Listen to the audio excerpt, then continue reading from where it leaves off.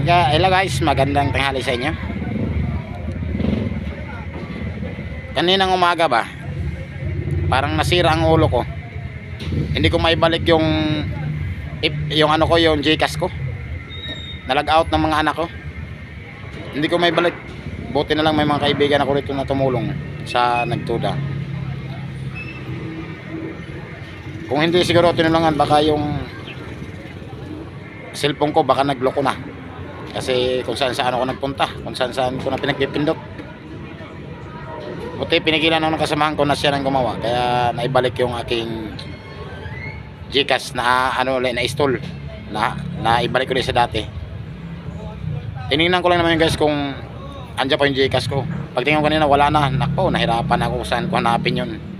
Hindi ako marunong malikot sa cellphone, kaya parang nasiraan ako ng ulo rito. Ito naman kaya kaibigan ko, palapit na masisiraan talaga ng ulo rito. Thank you for watching guys.